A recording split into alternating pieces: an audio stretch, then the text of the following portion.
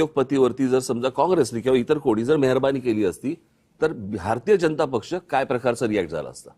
रस्त्यावरती येऊन थैथया नाचली असती. बरोबर आहे. मग आज हे होताना भारतीय जनता पक्षाचे लोक हवालदिल का आहेत, गप्प का आहेत? आपल्याला का वाटतं, का हवाल दिलाय? याचं कारण त्यांच्या हातात काहीच नाहीये. ही सगळी बसवलेली माणसं आहेत. कळलं का? ह्याच्यातले जे बसलेले होते त्यांना नष्ट केले गेले. लाईक शिवराज सिंग चव्हाण असतील किंवा अजून एक दोन जण असतील, गडकरी, बरोबर आहे, गडकरी असतील. हे जे बसलेली जी माणसं आहेत ही यांना आवडत नाहीत. आणि हे बसवलेलं म्हणजे जे पूर्वी काँग्रेसच्या काळामध्ये जे व्हायचं तेच आता सगळं सुरू आहे. फक्त ह्यांचा उद्देश जर समजा बघितलं, काँग्रेसच्या काळामध्ये जे पंतप्रधान होते ना त्यांना कुठचं राज्याचं लेबल नव्हतं. हे पहिल्यांदा राज्यकर्ते बसलेत ज्यांच्यावरती राज्याचं लेबल आहे. गुजरातचे प्रधानमंत्री आहेत ते.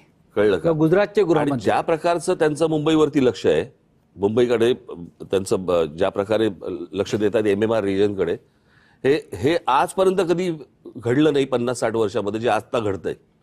हा धोका सर्वाधिक आहे. उद्धव साहेब, हा धोका तर आहेच आणि त्या धोक्याशी आपण एकत्र येऊन लढतो आहोत. एक लक्षात घ्या की जे आम्ही सातत्याने सांगतोय की मुंबईचा महापौर हा मराठी होईल. भाजप काय म्हणते, मुंबईचा महापौर हिंदू होईल. म्हणजे याचा अर्थ भाजप मराठी माणसाला हिंदू समजत नाही का? मग देवेंद्र फडणवीस हिंदू आहेत की नाही, हा एक प्रश्न झाला. आणि संयुक्त महाराष्ट्राच्या वेळेला मराठी माणसांवरती गोळ्या घालणारा माणूस हा मोरारजी देसाई हा हिंदू होता की नव्हता? मराठी माणूस जेव्हा रस्त्यावरती उतरला होता तेव्हा 107 रेकॉर्डवरती हुतात्मे झालेत.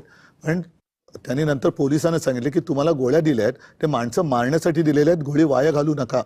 गोळ्यांचा हिशोब मागितला. मोरारजी देसाई हे गुजरातमध्ये जन्मलेले हिंदू होते की नव्हते? आणि मराठी माणूस हा हिंदू आहे की नाही हे देवेंद्र फडणवीसांनी सांगावं.